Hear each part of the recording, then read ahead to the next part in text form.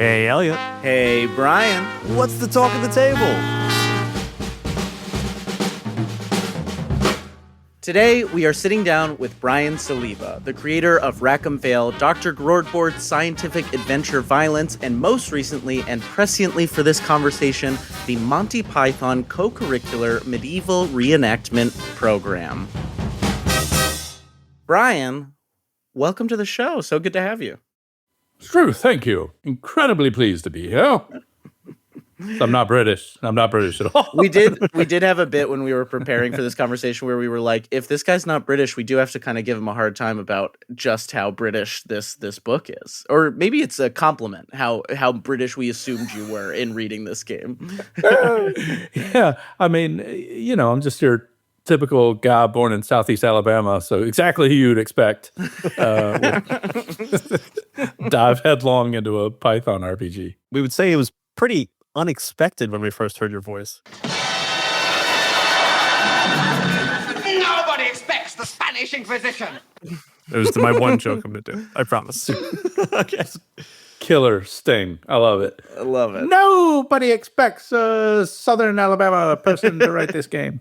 So, Brian, we like to at the top of this kind of set the table of what we're going to talk about, and today we really want to come at Monty Python this game from a number of angles. One of which being making a licensed product, another which being making humorous games and helping people find funny at the table, and then if we've got time, we're going to talk a little bit about public domain imagery and how you kind of made use of that. But my first question, if you'll indulge me, is you're making a licensed game. How on earth did you resist the market push to just make it in 5e? Oh, gosh. It just never felt like an option for this. For the previous game, for Dr. Groardboard's Scientific Adventure Violence, we did do that one in 5e. Part of it was economics. The IP itself isn't super well known, but we also felt like it the content lent itself fairly well to that rules chassis, and it also allowed us to kind of, like Python, the Dr. Wordboards is very satirical, and it allowed us to subvert some 5e tropes, which was kind of fun. But for Python, it just didn't feel, it felt like it had to be its own thing, which of course is making things 10 times harder than it has to be, opposed to taking an existing rule set, adapting it, which is also extremely hard. I don't mean to downplay that exercise, because that's its own brings its own difficulties. But any kind of system that allows for you to gain strength and be harder to kill and gain power as a result of doing things successfully kind of automatically rules it out for Python. That's just the antithesis of Pythonism, that endeavoring toward great achievement is and succeeding is going to benefit you in some way. So that was one thing that immediately called or made it hard to find an existing system that would fit it.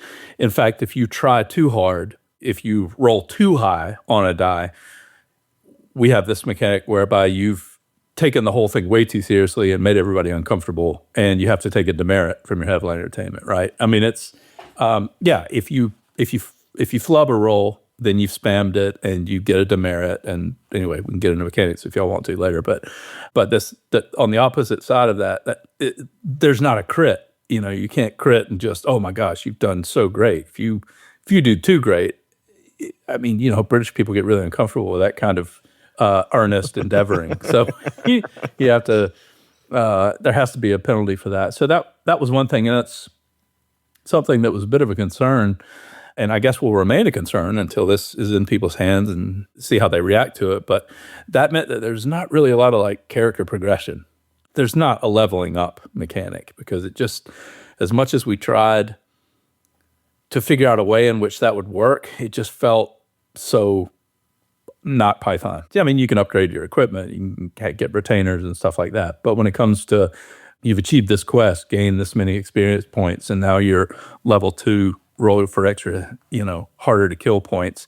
We were like, no, it has to be flat in that regard. I mean, you can have played a character for 20 sessions and had all these accomplishments, and yet you're just as liable to get squashed by the Bigfoot as the lowly peasant who just joined the party last session. So all of those things led into our realization that we were gonna need to come up with something new to us anyway. I don't know. I wouldn't claim that the mechanics in here are entirely new, and I'm sure there are games that have done similar things that I'm not aware of, or if I am, I just rip them off and won't tell you about it. But but that all led into the decision. And from a economic standpoint, we felt like the IP was strong enough that we didn't have any pressure from the publisher or anybody to hey, why don't you 5e this so that we can grab some more sales.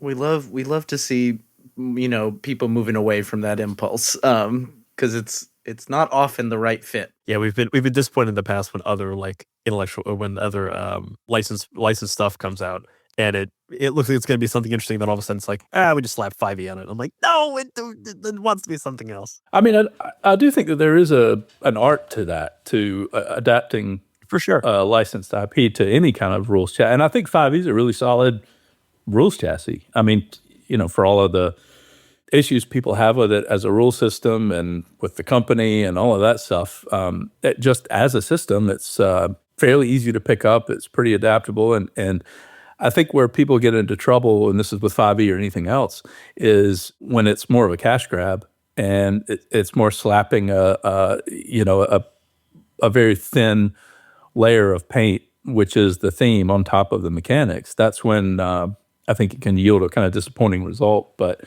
there are a lot of things that you can do with 5e or any other rule system, I think, that can make it feel like it really is tailored to the system, and it kind of had to be that. We've had a lot of designers on this show, but I believe this is the first time we've ever had someone who was working with licensed material. And so that's just a world that I'm entirely unfamiliar with. And so I'd love to learn more about kind of how you got into starting this particular project, and also how you approach a licensed project from the creative side that may be different from creating something whole cloth.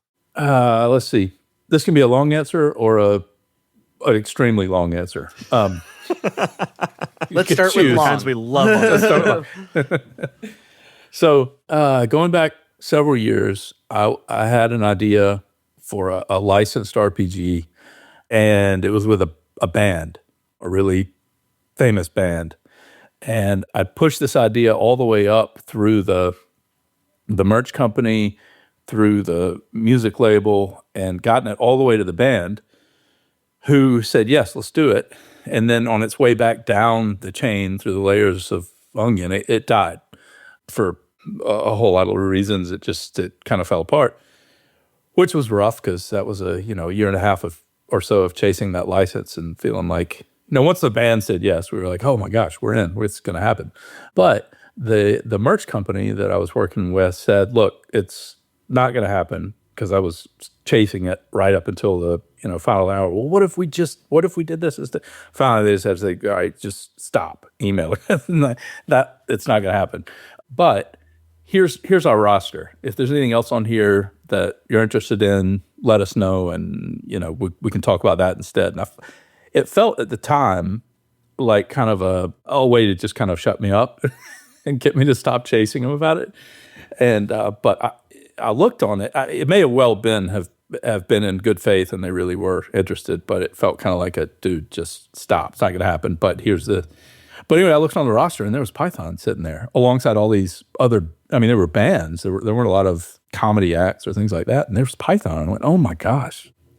I said, well, yeah, I'm sure would like to do that. And they said, oh yeah, actually that'd be a good one. They're looking for stuff to do. They're looking for ways to get the IP out, especially to younger audiences, because in a lot of places, I guess among a lot of demographics, it's known only for Holy Grail, if anybody knows them. And in a lot of cases, it's known only as, it's that thing my dad watches, my granddad watches, So they said, yeah, should be doable. So this is my brother and I put together a proposal and sent it on, and was well received, and then we went looking for a publisher, and Exalted Funeral was super keen, and went from there. Although that in itself took about 18 months probably to go from those initial conversations to signing the contract, because there were a lot of conversations and meetings and PowerPoints, if you can believe it, of me explaining what an RPG is. I mean, just a lot of people saying, "Wait, what is this? What do you propose to do?" So there's a lot of explanation and when it came to management, a lot of trust that had to be earned in terms of whether we really knew the IP and whether we were going to take care of it in the way that they wanted us to. Python's manager is Holly Gilliam, Terry Gilliam's daughter, and she's kind of the gatekeeper of all things Python, and she is very invested in making sure that their legacy is preserved and carried on, and they still approve stuff, but she was the contact at management. Even then, it was very, very up and down. It was a roller coaster where it sounded like, yeah, this is going to happen, and then things would go quiet, and then it would come back, and seemed like it was a new person in charge on the merch company's end, and so now it's resurrected, and then it would die again, and it got to the point where I had to resign myself. I remember talking to Matt at Exalted Funeral, and we just kind of had to say, we might have to move on. This is, I'm not sure this is going to happen. And so that's when we signed the Dr. Roadbort contract. We'd been talking to the guys at Weta Workshop, and that came together very quickly, and they were really excited to do it. So we signed that contract. I'm like, okay, we're doing Dr. G. And then almost immediately, Python came back, and we signed that contract too. And I was thinking, oh my gosh, I'm not going to say no to Python, but we just signed this other one. So I just had to kind of buckle up for what was going to be 2 years where I didn't really see the sun, because those two were really developed simultaneously, and won't ever do that again. But once we got through all of that stuff, working with the licensor, working with Python management, was great. Holly's very enthusiastic about it, and very just really supportive and willing to give us enough leash to do what we needed to do in terms of altering characters and creating some new ideas that wouldn't violate canon in a way that allowed us to make it the way we wanted to. And you don't always get that with a licensor. You don't really know if it's going to be somebody that's going to say no to almost everything, and you're left with very little you can build on. But she was not like that. She was great the whole way through, and allowed us to make it the way we wanted to. And hopefully everybody else will like it too. I think she likes what we ended up with. We like it. And now the real test is when it goes out in the world. And kind of, I guess, speaking of those, the next people who are going to see it, these people who are going to, play the game and absorb it. One of the things we really wanted to get into was some of those people will be Python diehards like yourself. And then some people will have maybe seen Holy Grail, maybe not seen anything. And when you were kind of designing the game, how did you sort of balance those two kinds of people and everybody in between? Our goal was to strike that balance. Whether or not we did it, I guess, remains to be seen. But at least in the playtesting I've done, I've had people at the table who were kind of on both ends of the spectrum at the same table, which was kind of ideal. That's what I wanted. And even at PAX Unplugged, had tables where there were people who knew every line, and those who said, "Oh yeah, I don't really know anything about Python, but my friend said this would be fun." And I found in those sort of limited sample size that those who didn't know it were still felt like they got the vibe, and that's the main thing. I mean, it wasn't for us. This isn't about playing the greatest hits and recreating existing scenes. Do okay, guys, it's time for us to all do the Black Knight scene. Yay, everybody do the line. It's really more about capturing that weird, surrealistic, subversive, humorous vibe that makes Python feel the way it does. And I think going through the character creation process, kind of does that. It introduces you to the kind of mindset that the game has, and people were able to kind of get that, I think, pretty quickly, to just when they saw the kind of equipment that they were being issued as part of the character creation process and some of the choices they were making. They weren't choosing between, playing Cardinal Jimenez or Timmy Williams. They weren't making those kind of choices where they had no context about who is this guy. It was more about, okay, I'm a knight. What weapon do I have? Roll in the chart, and my weapon is nightly fresh fruit. What does that mean? And you just kind of nod and say, yes, that's exactly right. You're armed with fruit. and people, that sort of weird surrealism, even if you don't know Python, I think is pretty universal. People kind of get like, oh, okay, we're in some weird place now.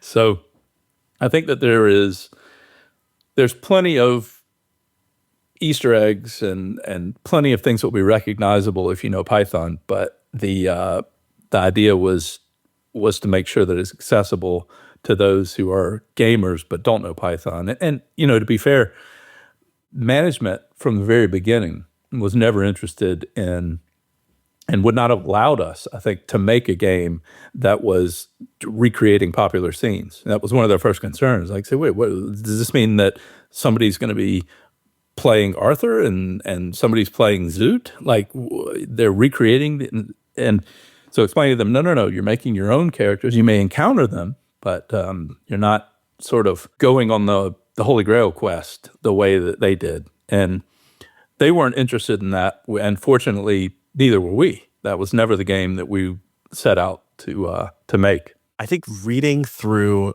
the Monty Python Quick Start and reading through some of the PDF of the core book, I've had this perception for a long time that anytime I see like a licensed game, it always feels very limited to me. Like I've never had much of an interest of like playing as Spike Spiegel in a Cowboy Bebop, RPG. But one of my favorite role-playing games is Orbital Blues, which is, basically kind of sad space cowboys, Cowboy Bebop.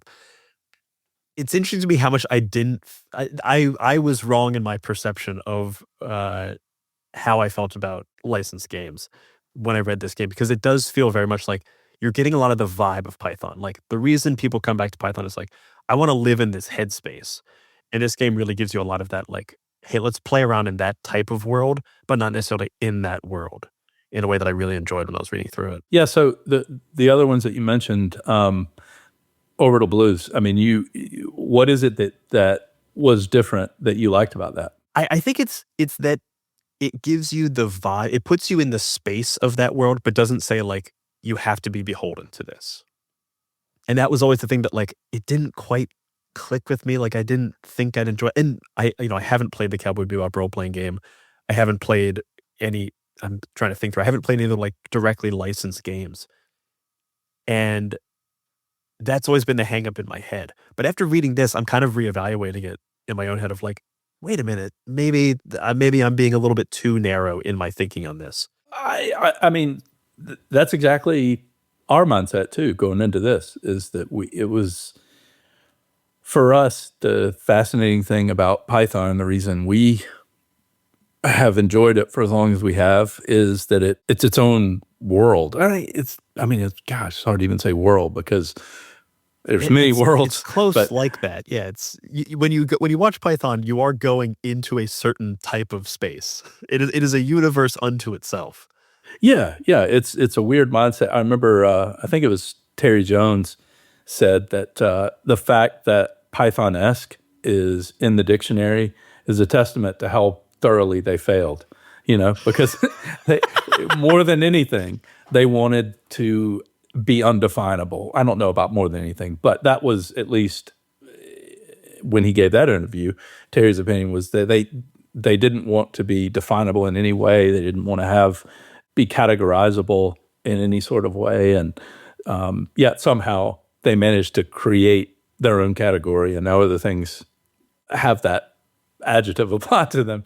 But I think that there's enough that is unique about Python that it does feel like there is some kind of weird surrealistic glue holding it all together. and that was what we were hoping to capture, and also why it's not Monty Python and the Holy Grail role playing game.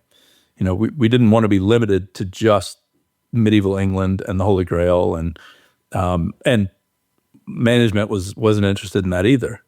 We set it in medieval England because the conceit of the game is that it's not a game at all. It's about teaching British history, in particular medieval history. So the backdrop is medieval England, but all of their work has been plumbed in various ways, not just in terms of who is in the world, but in terms of game mechanics and all of that. I mean, there's a lost legion of Roman soldiers wandering around in North Wales, and they don't know that the Roman Empire collapsed. So 500 years later, they're still marching around, drilling, and doing their stuff. And of course, there's Life of Brian stuff, right? And in fact, one of the major religions in this game is Brianism. So the idea is that all the stuff that happened in Life of Brian, that happened. And Brianism survived, just like Christianity survived. Brianism didn't thrive in quite the same way, but there are Brianists around. You can be a Brianist if you want. But of course, then you have to choose whether you're the Order of the Gourd or the Shoe sect or the Sandal sect or the, Juniper Bushes sect or whatever. I think you and I can both agree we need more Brianists in the world. Yeah.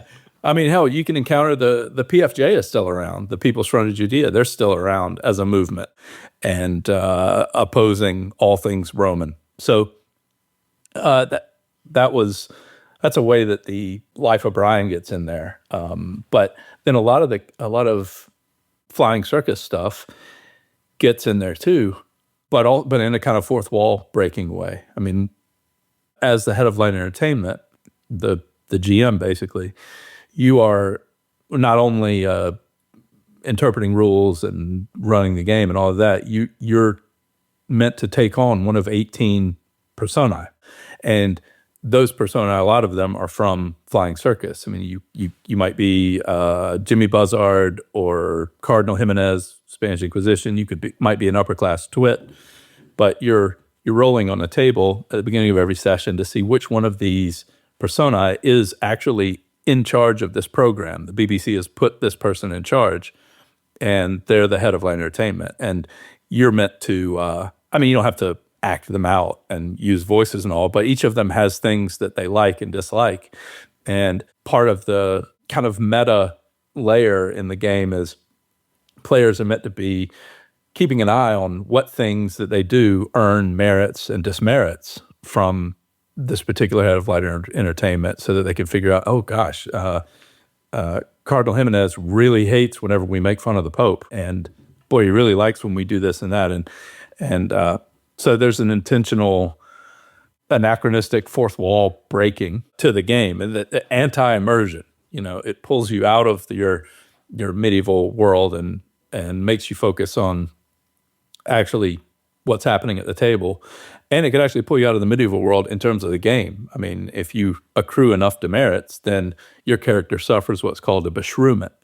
And you roll on this table and find out what happens. And this is where suddenly everyone is transported to a 1970s BBC television studio, and you are on a television show called Crossbows and Why They're Terrible. Joining us tonight are, and you go around the table all participating in this talk show or this quiz show or blackmail call-in show or whatever it is, depending on the role. And as soon as you finish that little episode, so things switch back jarringly to medieval England. So really, I think that the experience of playing the game is probably more akin to watching or living in a Flying Circus episode, as opposed, because things just switch and shift, and suddenly there's an animation and things, bizarre things, anachronistic things happen, or the animator suddenly dies of a heart attack or whatever. Those things happen, and then things can shift very quickly, which makes it feel, I think, different than what people expect, which is that we're just playing Holy Grail. It's much more like living a Flying Circus episode than it is living the Holy Grail movie. it is a convenient thing for a game master because a lot of Python sketches didn't really have an ending. They just kind of decided to do something else at a random time. It's nice to not have to be necessarily beholden to like, I gotta have a nice narrative ending to this. In this world that you're creating, it's like, great, just move on at any random time and do something totally new, and that will be satisfying in a way.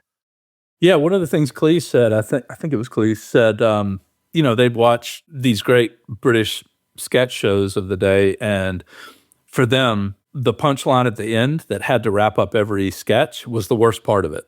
Like, they were so into it the whole time, and the build-up and the creation of it and the increasing weirdness. But then the fact that you had to pull it all back together with a corny punchline, everybody look at the camera, roll the laugh track, switch to the next sketch, that they hated that. So they refused, they subverted that entirely, and very rarely would have that punchline ending. And so some of the heads of light entertainment in the game support that idea. They hate when they're trying to subvert all of that. But a number of them, or at least a couple of them, are antithetical to that entire idea. They're stuffed shirt, old school kind of executives who very much want punchlines at the end of every scene. They want clean segues. They don't want things to go jarring. So if something happens in the game, either because the players make it happen or because some weird beshroomment makes it happen that ends a scene without a proper segue, that the head of light entertainment is actually put off by that, and you might get a demerit or whatever. So the head of light entertainment sensibilities might be working against what the game is trying to do, which is be weird and be unexpected.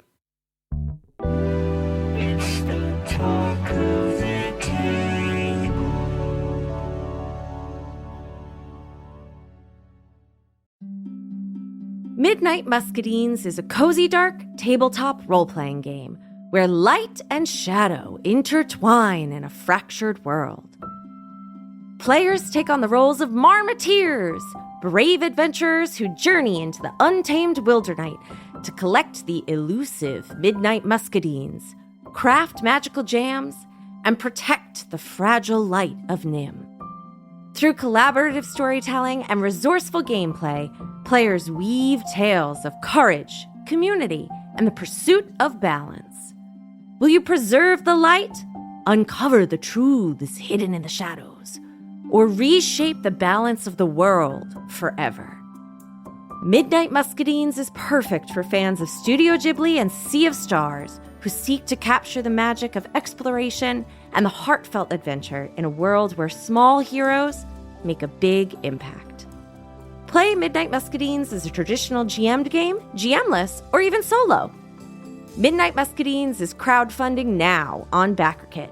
Join the campaign at pandeongames.com/muscadines. I'm Quinns of tabletop role-playing game review show Quinn's Quest, and this is Play to Find Out. Play to Find Out is an actual play podcast that brings notorious old games from the 80s and 90s back to the table. Each season of Play to Find Out, I'm joined by Emily Johnson and Rob Morgan. Good? Nervous? Yeah. You both looked at each other really concerned, like you think what's about to happen is going to be unpleasant. And frankly, I think that's rude. And together, we explore the TTRPGs of ages gone by. Our goal? To separate the TTRPGs that deserve to be remembered from those that maybe don't. I don't know, Emily. It was the 80s. Also, a lot of people were on cocaine. We blow the dust from decrepit systems to learn how they work. Your 100 on the encounter table bursts out. Right, you've encountered a bug. Get ready. Don't laugh. How does one get ready for a fog? Don't laugh. Encounter their unique quirks. I do finger guns to cover up how I wince. A weird thing happens as you do finger guns. Oh no. And I'm hoping that the Quinn's Quest community will join us in exploring these games too. If you this up, cannot describe to you how much your adventure ends here. Yeah, that's fair. Because the best way to learn is to play to find out.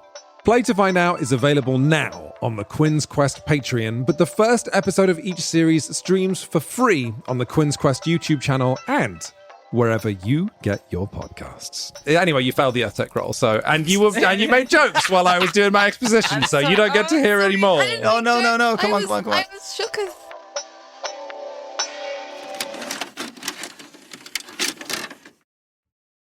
So much of Monty Python is about this tradition of sketch comedy, and RPGs and playing of RPGs is very improv focused. So I want to get a little into the weeds on, like, how did you make a game that creates an improv experience that emulates sketch comedy? Like, how did you think about getting people to the place where they are emulating this feeling of, like, not necessarily even, they're not emulating maybe the feeling of making a sketch, but kind of emulating the feeling of watching a sketch? Well, I mean, I think to some extent, but as you said, all role-playing games are shared storytelling / sketch comedy, even if it's not comedy. But there are always scenes, right? I mean, there are various kind of tentpole scenes strung together by narration by the GM, where he says, okay, so you travel down the road, blah, blah, blah, let's get through this. But one day, this happens on the road, and now you're in a scene. So I think most games are already set up for this. But one of the things you brought up when you mentioned sketch comedy, a lot of people, when they heard about this game, or people I've talked to, even at PAX and other places, said, I was, or either some people have said I am, just really skeptical about not this per se, but just any comedy RPG. Like, I'm just not that interested, and I have to agree wholeheartedly. Like, for me, a comedy RPG is not interesting. I can't imagine anything less comfortable and less fun than sitting around a table with people really forcing the comedy and trying to be funny, right? So we are very early on established that we weren't trying to make a comedy RPG. We were trying to make a Python RPG. And that those two things, I think, aren't synonymous. Python is more than just being funny. I mean, there's also a lot of surrealism and a lot of like social commentary, a lot of just weirdness for the sake of weirdness, and even the comedy takes on a number of different forms. There's slapstick and very lowbrow stuff, and there's also really highbrow literary references and commentary, because they were all obviously very highly educated guys. So that was an important distinction for us to make. Whenever we got to any kind of crossroads and had to think, we never asked ourselves, what would be funny here? What would be a funny thing to do? We always said, what would be the most Python thing to do here? And even in the game, my advice to people when they play it is, first, don't feel like you need to be funny. But if you want to take it a step further, I actually think that the whole thing works a lot better if the players, or at the very least their avatars, their PCs, take the thing very seriously. Because when you think of Holy Grail and I mean, Brian of Nazareth and King Arthur and his knights all took themselves very seriously. Like they believed in what they were doing, and they were very earnest in what they were trying to do. They weren't. It was the people they encountered and the circumstances that were crazy, and it was their reaction to it that where, I don't know, I guess the sort of magic happens. And so I think that if you sit down with a bunch of people that really try to just yuck it up and be as chaotic and bizarre and try to do the funniest possible thing at every moment, it's kind of a hat on a hat, I think it works. There are hundreds of ways that very strange, Python-esque, comedic, surrealistic things can begin to happen in the game, whether you like it or not, that you kind of don't need to force it and have your character be the silliest person in the room. Because if they're being serious and then suddenly something extremely silly happens, that to me is more interesting. And it also just takes a lot of pressure off the players. Like they, just play your character, know who they are, make the decision that you think they would make, as opposed to thinking, what's the funniest thing I can do here? Or, geez, I wish I had a zinger here. And one of the things that I think Gilliam said when people commented on how good the movies looked. I mean, the sets for Grail and Life of Brian in particular, I mean, they're amazing. I've heard some Arthurian scholars call Holy Grail the most realistic Arthurian movie ever made, or medieval movie ever made, because I mean, take away the bizarre stuff, but just look at the backdrops and the way people lived and all of that. It's really authentic, and they put a lot of time and effort into that. And Gillian, or actually it was probably Jones, who said that was really important for them, because if silly things were happening and the sets were just made of silly cardboard behind them, it doesn't work as well, you know. But if you set all of that weird stuff against a backdrop that looks and feels very realistic, the whole thing works a lot better. And so that's kind of what we tried to do too. You really need that contrast so things can stand out, so things can really pop. Yes, exactly. I feel like we've been talking a lot about because we make actual play podcasts. We talk a lot about this idea of like, it's not funny to hear the performer laugh, and it's not sad to watch the performer cry. Like it's much more effective to just like have things happen within your story that then make the audience do that. Because as soon as that tension is broken by what you're giving them, then there's no tension anymore, and they lose the kind of enjoyment of the experience. If I cry, then the audience doesn't need to. If I laugh, then the audience doesn't need to. I love that. I'm going to steal the hell out of that when I'm teaching this game. That's fantastic. Sure I stole it from like Robbie. I'm sure we stole. I'm sure we got definitely it. not so original. Good. Please take it. So good. And you know, another kind of axiom that we held to, that's very Python, is, I wish I could remember who said this. It may have been said about them, but I think one of them said this at some point, that one of the things about Python is to take silly things very seriously and treat serious things in a very silly way. And I think it speaks to that contrast that you were just mentioning, that if you treat silly things in a very silly way, something's lost there. It just doesn't work as well. You're telling the audience how they're supposed to react. I'm curious about, I just like what you said there of like having certain axioms when you're designing this game, because I have to imagine that for licensed material, I guess it's true for anything, but specifically for something that you're licensing, you kind of have to have those North Stars that you are guiding yourself towards. I'm curious, were there any other axioms or any other like guiding lights that you had when designing this game? And also, was there anything that started to make its way into this game that you realized didn't work because it wasn't hitting that like Python-esque North Star that you were looking towards? You know, one of the things that we as you would expect, right away, was the research phase. We're just diving into everything. And I mean, it's got to be some great research. I mean, it was, you know, actually going in, I was a little worried about it, because I thought, as much as this is a dream project for my brother and me, if at the end of this, Python's kind of not fun to me anymore, it'll be a net loss. Like it means too much to me. And so I was a little bit worried about that. Fortunately, that didn't happen. I mean, my wife came in the other day, I was howling at something in my office, and what are you watching? I was like, oh, it's just this flying circus thing. It just killed me. So it can still, thank goodness that it didn't ruin the experience of watching Python for me, or it doesn't make me immediately go into like work mode.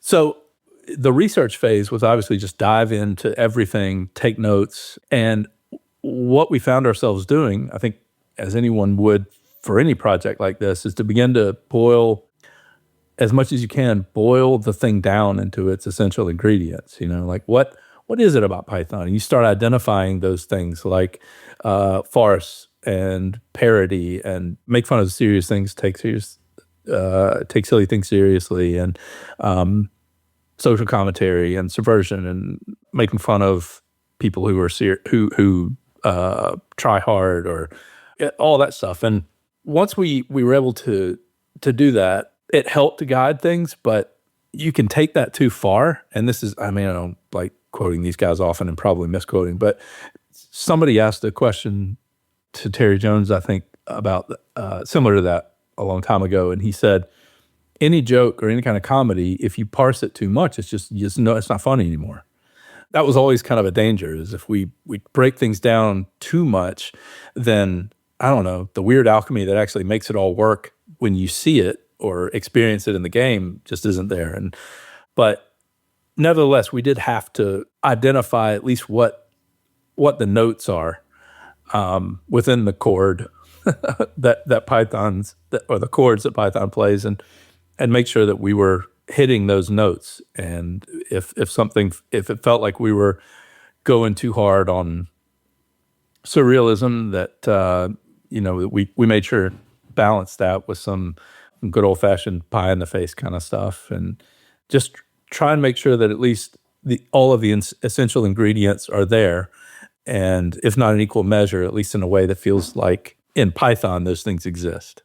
There's an element to this that I want to call real attention to, of when you read this game, you get a sense of, you immediately get that Monty Python voice in the writing. And we gave you a kind of a jokey hard time at the top. You're not British. We kind of thought you might be British. But it's I think there is something to note there, that what part of these things you had to follow was capturing this really specific established voice. And I'm curious, maybe this is an advice question, or how you approach this for other writers listening, but how did you go about capturing such a distinct voice, and one that is not native to you in a way?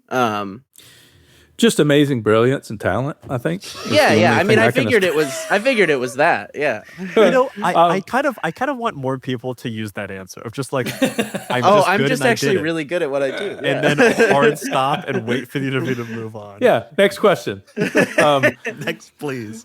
That's a valid answer, and you should use it. Well, a lot of it is my brother. He's a good bit older than me. He introduced me to Python and Dungeons and Dragons on what felt to me like the same day in the early 80s.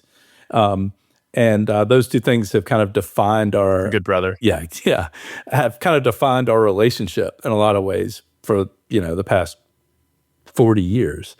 And so much of our vernacular and how we talk and relate to things uses D&D and Python as just our two major references for everything. So the idea of combining those two things is something kind of literally decades in the making, because we've been doing it in our mind for a long time. But he is incredibly good at capturing that tone. Craig, my brother, he's a brilliant writer and has several Python scenes just committed to memory. He can do the cheese sketch. That's not an easy one. And the cheese shop. So between the two of us, I think we were able to, it was usually me drafting stuff and him spicing it up. A good analogy in my mind is the way that Cleese and Chapman wrote together. Cleese would kind of do most of the heavy writing, and Chapman would be sort of on the couch puffing on his pipe. And when it came to the parrot sketch, that he was meant to be returning a dead dog, and then and Cleese is writing away about how this this crooked shopkeeper is making all these excuses, and at some point Chapman just removed his pipe and just said, "It should be a parrot." And there it was. And it was just oh God, that's brilliant. That's brilliant. Yes, it should. And off they went. So I think the way we bounced ideas back and forth were a lot like that. I would kind of write things, and he would just come in with bits of brilliance that really made it sing. And he's also just an idea font. I mean, if I needed a D100 table of weird things that might be found on the wings of a sewer budgie, he'd send me 400, I mean, so I think I guess I'm more of the kind of grinded out guy, and he would come in and just ice it. We also fortunate to have just incredible editor on this. Chant Evans was incredible, knows Python extremely well, is British, which is helpful, and had a lot of really great input, making sure we captured that voice. And likewise, our copy editor, Ben Sumner, had a lot of great input to that regard. So I guess in short, kind of team effort there to make sure that we got it all right. And hopefully we did. We had to strike a balance there too to make sure that we weren't being so jokey that it got annoying. Because I think Craig and I both would tend to err on the side of, this is a fun way to phrase this. And Chant was really good because they'd come in and say, yeah, I think we can do without that one. Because when it comes to game design, I'm very much function over form. I won't sacrifice utility on the altar of being fun to look at or being entertaining. So if it ever felt like things were getting in the way of getting information across, then I tried to keep myself from going overboard on making it entertaining to read. Because at the end of the day, people they don't get this book so that we can make them laugh with our funny writing. They want to get into the game and know how to play it and know where to find the information they need when they need it. So we had to make sure that was paramount. And if we could make it entertaining by including some margin comments and hopefully some funny turns of phrases, great, so that it's not a total dry read, but we had to put utility first. I think I can safely guarantee this will not be a dry read.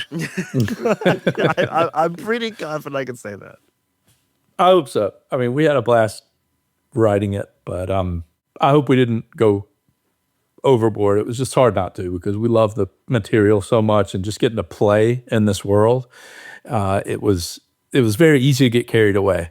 I mean, at one point, I remember very, very early on when we were trying to figure out, how do you even write a rule book? I mean, for a Python game. And we thought, well, it's going to be one of two things. Like either we keep the rules extremely lean, keep the rules light and the explanations lean, or we write a 15-volume compendium and with like an entire book, completely, an entire volume is focused on just the mechanics of climbing a ladder. That would have to be that annoyingly meticulous. And obviously, our publisher said, yeah, let's do the former, guys. Thanks. Right. So we've been talking for a long time about this game, and we haven't actually talked about the mechanics of this game because there's so much fun stuff to talk about with Python and how this game developed and stuff. But can you give us a quick primer on how this game actually works once a player dives in? Yeah. So there are 10 character classes, but in this game they're referred to as situations. We use the word class, but only in the sort of British social class system. You're either upper, middle, or lower class. So as a player, you choose which class or which situation, and then create a character from there. And the situations themselves sound fairly mundane. There's the churl, the peasant, knight, monarch, noble, troubadour, monk/nun, and the cleric and knave. Well, I was just going to name a few, but now I'm probably close to 10. So I might have gotten most of them. But choose your character type, and then each character has 5 traits, and those traits are kind of the building blocks of your character. There are 18 possible traits, and each character type comes with a certain number of them automatically. I mean, if you're a churl, you must have animal husbandry as a trait.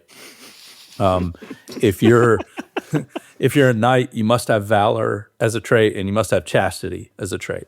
And so each character then has a number of blank lines that you can fill in with a trait of your choice, although the choice is somewhat limited based on character type. In addition, some situations come with a retainer. A knight comes with a manservant, complete with coconuts to clop, which indicates that you're mounted. And monarchs or nobles come with a valet or a handmaiden, and you also have a choice. Oh, enchanter is one that I didn't mention. As an enchanter, you can choose a homunculus or an apprentice as a retainer. So your job when you're creating characters is just to fill in the rest of those 5 lines with either traits or retainers according to how you want to build your character. In addition, each trait comes with an accoutrement, a piece of equipment that is associated with that trait. And so when you choose a trait, you roll on a table associated with that trait to see which piece of equipment you start with. And those accoutrements can vary in terms of how silly they are. I mean, as a knight, you may start with a flail, sure, but you might also start with nightly fresh fruit. As we said, the D10 tables for each trait are they draw very heavily on Python canon in terms of the kind of stuff that you have. You might start with the Wizzo box of chocolates, or you might start with the Burlington Wallbanger or whatever. But you have one of those for each of your traits, and those come with a certain amount of flavor. A lot of them. But one thing about the traits that is different maybe from what one would expect is that those things, your starting value, the die that you roll for each of those traits is not etched in stone. So each of the traits that you have, you will assign a die from a D4 all the way up to a D20 to that trait. And that's in increments of 2. So the game comes with a D4, 6, 8, 10, 12, 14, 16, 18, and all the way up to D20. So you might start the game off with say a D16 in Wisdom in the Ways of Science, which is pretty good. It means you're rolling a 16-sided die every time you're using that particular trait, or if it's tested by some outside force. But if you roll a 1 with that die, if you spam it, as we call it, then you immediately move down a die value. So the next time you're using Wisdom Ways of Science, you're going to be rolling a D14. And if you spam that, now the next time you're on a D12, and you're getting sillier in the trait as the game progresses. On the other side of the coin, if you ever max a roll, then you move up on the die continuum. So we call that struthing a roll. So your effectiveness at any given trait varies as the game progresses, depending on how your rolls go and how other choices you make are, which makes things pretty variable and keeps things moving around. And also keeps people from getting too precious about their character builds or how good they are at any one thing, which also feels very not Python. Great, you might be incredibly silly in hardiness, for example, but if you choose your roll, well, now you're actually kind of a little bit better at it. And likewise, if you spam a roll, then you're just getting sillier. I love that getting better is like getting more serious. Getting better is a negative thing. It's like, no, don't. Hey, man, don't do that. Mm-hmm. Yeah, exactly. I mean, if you're on a D20, which is the biggest die you can roll for any given trait, if you roll a 20, well, that's supposed to be great. But one of the rules is that if you ever get a 20 or better on any roll, you've earned a demerit. You've taken things too seriously and made everyone uncomfortable. And likewise, when it comes to struthing, if you max a roll, then not only are you increasing the seriousness of that trait by 1 degree, you're also immediately rolling that next bigger die and adding it to it. So it's exploding dice mechanics. So if you're on a D14 and max that, now you're rolling a D16 and adding that to it. So chances of taking things too seriously and overdoing things a bit, you're still going to be successful in what you're doing. It's just you've also made us uncomfortable. I love that it's kind of a direct call out of hey, you know how you normally play games? Right. That we don't do that here. Yeah, that kind of subversion, of and sort of undercutting of especially power gaming and min-maxing was a part. It just felt like something Python would, if Python were to make a sketch about role-playing games, they would make fun of power gamers. Yeah. Right? Yeah. It's also really convenient for any player, but especially for new players, I roll a die and I immediately know, did I succeed? Did I fail? Am I serious or am I silly? And I can do a lot with, that's a lot of knowledge in one dice roll that all of a sudden I can really play with as someone who may or may not be comfortable role playing. We definitely wanted to make the die rolls and the way the traits are described, because even each of the traits has a serious or silly side to it. And I was looking through these earlier and they're great. For bardistry, if you're on the serious side, then you are either a bit, rather, quite, or a bit too bardical. However, if you are on the silly side of it, you are either a bit rather quiet or a bit too bing tittle tittle bong, right? Yep. Which, in terms of describing characters, I've been at tables where players very seriously would say, in introducing their character, I am at the moment rather bing tittle tittle bong, and just deadpan, which is beautiful. That's perfect. Love that. I loved seeing decorums too, being decorous and fart in your general direction. Like, Right. If I've never Right. played a role playing game in my life, I know how to play those two sides of the coin. Yeah, exactly. That's what we were aiming for, is that just in seeing that, that's what I mean by character creation. I've found is a really good way to just onboard people. It's kind of an on-ramp to not only how the game works, because the core mechanic is just trait rolls, but also just the mindset between rolling for your accoutrements and potentially getting something very strange or very silly, and seeing on your sheet that you start the game as rather fart in your general direction. It really helps people get in the right mindset. I also have to call out that the two sides of animal husbandry are, if you're serious, animal husbandry, and if you're silly, animal husbandry, which I think is excellent. Yeah, I know. A lot of people ask, is this a typo? Because it's the same one. I say, no, it's not. Not at all. I'd rather not go into it further, if you don't mind. Overall, I mean, the mechanics are pretty light. I mean, the book is 350 pages, and I think 15 of them are rules. The rest is just content. So that was, that was a distinct choice that we were aiming for, is to make sure that it didn't feel too mechanically heavy, which didn't feel very Python-esque. Or as I said, I mean, we either had to go way overboard with the mechanics or keep it light. And then other than that, I mean, there's just, there are kind of two ways to take damage. You can take bits of death, which is sort of physical damage, or bits of loony, which is kind of, putting you on the road toward going completely coconuts. And but pretty straightforward. And then every character class, every character type has a trait that they're indifferent to, which means they can't roll a die for it. So they don't really use it. Neither can they be affected by it. So knights, for example, are indifferent to subtlety. So they are themselves not subtle, right? But likewise, they're immune to it. Like if somebody tries to use subtlety to slip a couple of a drop of poison in their goblet or stab them in the back or something, they're indifferent to it.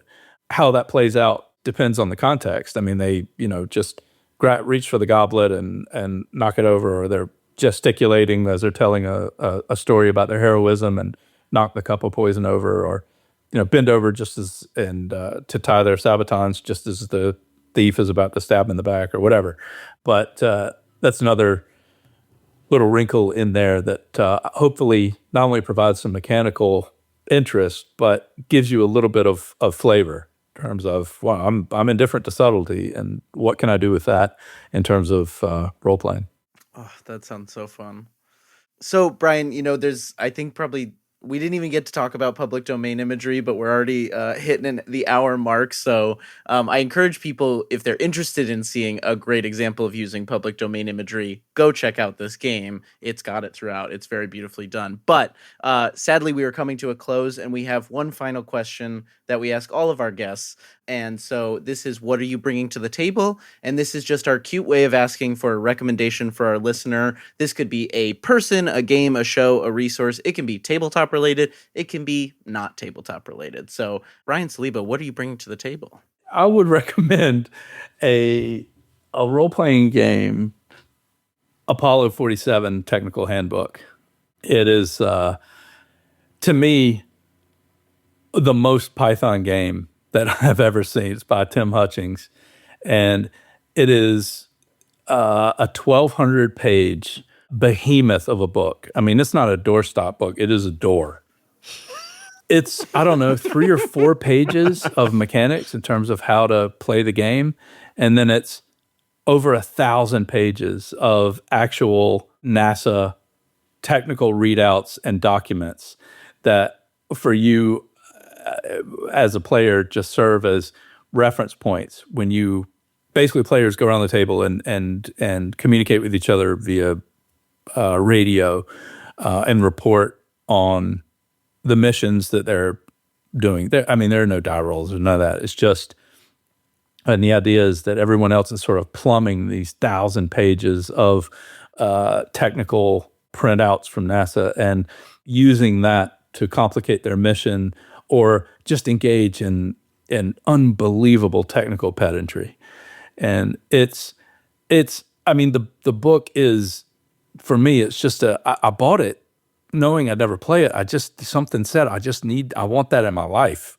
That idea, and as an artistic statement and the commitment to the bit, I think is what really got me to it. It's so committed to what it is that how many people must have told him, like, dude, just like make it 400 pages, like it's fine. You'll save so much money. And he said, nope, 1,200 pages and it's $60. And he must have been told he's crazy a million times, but he was committed to the bit. And I love that. I have so much respect for the commitment to it. And the vision for it is brilliant in its own right, but to follow it through with that level of determination is to me like just something I aspire to. Love that. Tim Hutchins truly does it like no one else. And we'll put that link in the show notes as well. Brian, we're going to move to an outro. Is there anything else you wanted to cover before we do an outro for the episode? Well, I was going to get into how you win the game, but I guess we're out of time. Sorry, what was that? Thank you, Brian, for coming to the table. Do you want to let people know where they can find you on the internet if they're looking for you? Yeah, my company is Crowbar Creative. My website is Crowbar without the vowels, so crwbr.com. Crowbar Creative on the socials, and the book is the whole program, which is the book and the dice and a GM screen with interchangeable heads and a whole backgammon-based mini game called Fetch a Lavash that we didn't get into, but that's a whole other thing. Anyway, lots of bits and bobs. You can have coconut dice rollers and merit-demerit tokens and meeples. There's a whole range of products. All that is available at exaltedfuneral.com. You can pre-order it now. It should be out in stores early 2025. So, but yeah, thank you, Elliot, Brian. Thanks for having me. Enjoyed the chat. Yeah, it was a blast. Yeah, it was so much fun. And if you're looking for more gaming content from us, you can check out the Many-Sided newsletter, or you can talk about this episode and all our other episodes in the Many-Sided Media Discord. Both of those are linked in our show notes below. And if you want to support this show, Talk at the Table, you can become a member of the Many-Sided Media Patreon. Rate, review, and follow Talk at the Table wherever you get your podcasts. And that's what the table is talking about. Bye-bye, everybody. Bye-bye.